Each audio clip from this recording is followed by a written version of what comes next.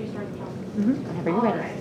So my AP research project is What a Relief, the impact of plant care on the mental health of students in online school. So it was on March 13th, 2020 when our school district reached out to the students and told us that we were going to be on a break for the foreseeable future. We returned about a month later, but nothing was the same because school was online. It was a very sudden adaptation to the coronavirus pandemic, and it was not something that many students across the country had ever experienced before. I saw myself and my peers struggling, and something that helped me was the plants that I kept on my desk. So coming into our next school year, I was interested in investigating if that connection was just something that I thought I saw, or if it was a true connection. During the pandemic, mental health has been at an all-time low. 64% of college students are concerned with maintaining focus in online school, and 30% of young people are more often feeling unhappy and depressed, according to America's Promise Alliance, nonprofit. According to the APA, the average stress level during the pandemic is at a 5.9, which is much higher than both 2019 and the average since 2007. Additionally, online school is a sudden and new adaptation. So on top of the stress about the pandemic and regular high school stress, high school students are dealing with techno stress, which is caused by a lack of training to use new technologies, a quick pace of changing technology, and the use of multiple technology interfaces simultaneously. These are all things that are being experienced by high schoolers using Google Drive, Schoology, Zoom, and more to make sure that their classes work for them. Additionally, there's little research on the effectiveness of online school. However, a 2016 study by Heppen et al. Found that an online algebra course had lower scores relative to the in-person algebra course with the same curriculum. So then I did my research into the past research. I did the past research on the benefits of desk plants to see if the connection that I saw at the end of last school year was really there. So I looked at three main areas that were stress, focus, and mood, and I also found that there was an element that affected the effectiveness based on how much you interact with the plants. So three studies that focused on stress were Toyota et al., Lee et al., and Laura et al. They all measured physiological stress reduction, whether it was through blood pressure or heart rate, and they all found a significant decrease. And Toyota et al. Also found a psychological stress, that their participants reported psychological stress relief. And Lee et al. Found a suppression of stress-associated behaviors like sweating, twitching, and actions like that. These studies show the stress benefits of plants. There were also focus and performance improvement benefits to keeping plants on your desk. So Amanda Plant in a 2014 study looked at college students and found that students who spent more time around live plants were more refreshed and focused. Shibata and Suzuki from 2004 found that participants did better on work tasks when they had a small plant on their desk. And Laura et al., as previously mentioned, in addition to stress, they found that the tasks that participants completed were done 6% to 12% faster when they had plants on their desks. Student satisfaction or mood was also benefited in a number of cases. So Amanda Plant found that students who interacted with plants were more satisfied with their classes in school. And Doxy et al. Found that students rated classrooms with plants in them higher than classrooms without. Then there is the interaction element. So interactions with nature fall on a spectrum ranging from peaceful abiding, which is a passive interaction, to physical immersion and tactile immersion and physical exertion, which are active interactions, according to Del Sesto from 2019. So the study of Lee et al. Was an active interaction where the people tended to their plants and saw stress relief benefits. However, Toyota et al. Also found stress relief benefits. However, they simply gazed at the plants on their desk. These show that both active and passive interaction promote stress relief. Now the question is, which is more beneficial? A number of studies have also compared this, like Plant and Hahn, who both found that there was a more significant benefit when the participants interacted with the plants actively.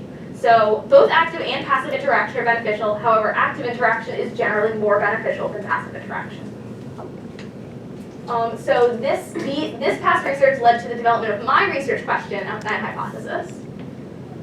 So as little as a plant's presence can improve focus, reduce stress, and improve satisfaction with in-person school or work. However, there was no certainty that this could apply to online school due to the significant difference in comfortability in the home environment and also the elevated stress levels of current students due to the COVID-19 pandemic and online school. And this gap exists because online school is a very new and recent adaptation. So my research question is, what is the effect of interaction with desk plants on the mental health of high school students schooling online? So my two main hypotheses were that interaction with desk plants would improve the mental health of students schooling online.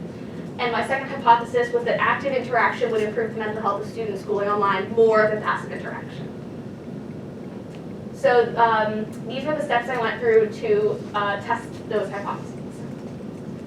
So I created a survey called the Online School Daily Assessment, the OSDA. The first part had participants rate their stress, focus, and mood, those three mental health areas that I was looking at, on a scale of 1 to 5, with 3 being a rating of normal and 1 being much better, 5 being much worse. So instead of a 10-point scale, to eliminate the subjectivity of a 10-point scale, I used a scale where they instead compared it to how much better or worse they felt than normal. I also used a modified version of the Hassels and Uplift scale from Kanner et al., 1981, in which I had my participants rank multiple daily life events on how much of a hassle or an uplift that they were. So all of my participants were volunteers because of school confidentiality, but they all did fill out a demographic survey. They all completed the study from their own homes, so there was a lack of a controlled environment, and I had 14 participants divided into 2 groups, active and passive. So these are the plants that I gave my participants, and that is the care sheet. So for the experiment, it took place over 5 weeks total. The control weeks were 2 weeks long, and I used them to determine a baseline to compare to the treatment weeks.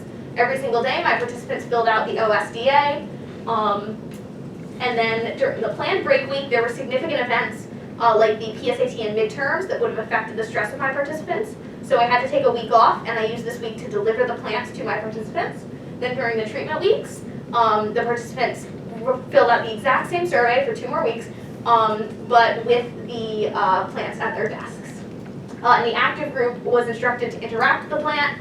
The passive group was not given any additional instructions. So these are some images of the plants in their workspaces submitted by my participants. So next we have my results and discussion. So the demographics, my participants were almost equally divided among the 4 high school grades, and they ranged in age from 14 to 17. They were 78% female, and the majority would be considered high-achieving students, taking mostly honors courses and AP courses, and reporting to me an A-grade average. So these were the results for stress, focus, and mood for both groups, and the change is from the control to the treatment is highlighted in green.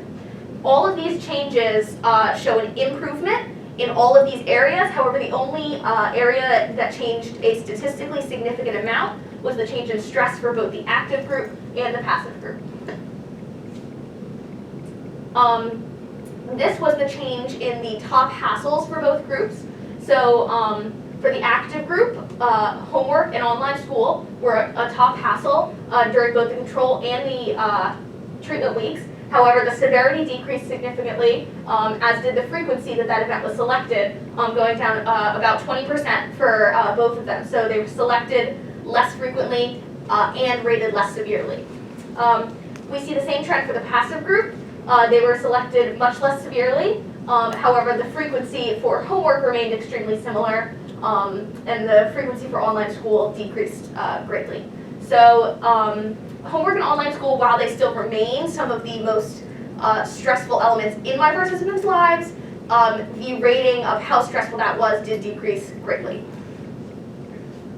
So this is a visual representation of those charts I just showed you, except it includes all of the all of the events that I asked them about, and you can see here that online school and homework, the green is the control, purple is the treatment, so it dropped quite greatly. And then this is the change in the uplifts. I did not find any statistically significant changes in any of these values, so I just wanted to show this is what the fluctuations would look like just from 2 normal weeks that have different events happening. So these are the results of my study summarized. I found a significant decrease in stress for both groups. I found a significant decrease in the perception of both online school and homework as hassles. I did not find a significant connection to mood or focus. I did not find a significant change in the daily uplifts. So I also found a greater effectiveness of passive interaction, which does not align with the past studies that I showed in my literature review. I believe that this could be due to the fact that I put that additional responsibility on my active participants by giving it to them as part of their instructions that may have added to their stress inadvertently and made it seem like more of a responsibility. However, the fact that passive interaction was greater, had greater effectiveness in my study does show that desk plans can be a low effort, high reward object to keep on your desk, that even minimal interaction can promote stress relief. So my conclusions and limitations. So my limitations were that my participants participated from their own homes. There was a lack of a controlled environment. They were all volunteers, so I could not randomly select them. I also had a small sample size, which can make it difficult to determine statistical significance. And you also have to consider the veracity of self-reported results. I am operating under the assumption that all of the information my participants provided me is truthful.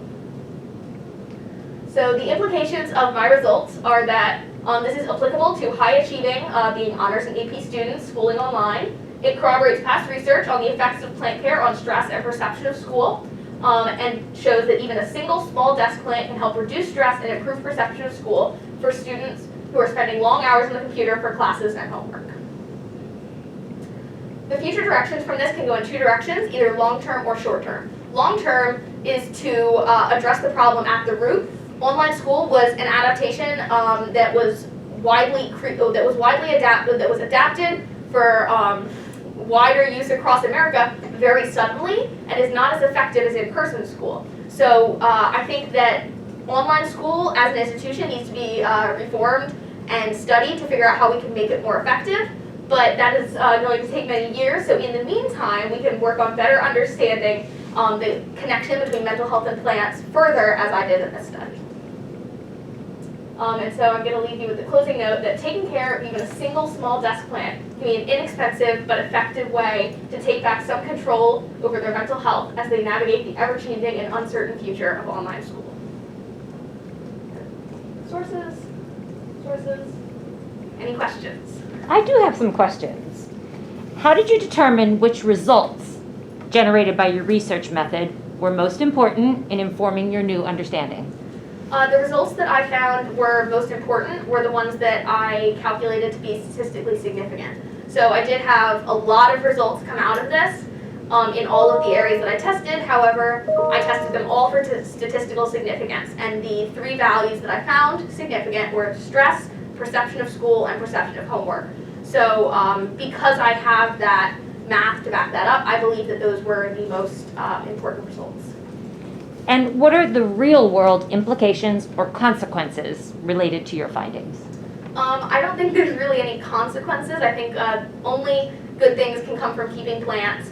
And I think that a lot of students who are still in online school could benefit from this research by just going to the store, picking up a $2 or $3 plant, keeping it on their desk, and seeing if they experience these benefits for themselves. And finally, how did your expert advisor facilitate your deeper understanding of the research process? So my advisor was Amanda Plant, who wrote one of the studies that I used in my literature review. It was her master's thesis from the University of Tennessee. Her study was similar to mine, although it was on college students in in-person school. And so I reached out to her, and we talked, and she helped me develop my method that I could use so that it would be able to fit within the time limit I had, but also find results that could be relevant to the field. Thank you.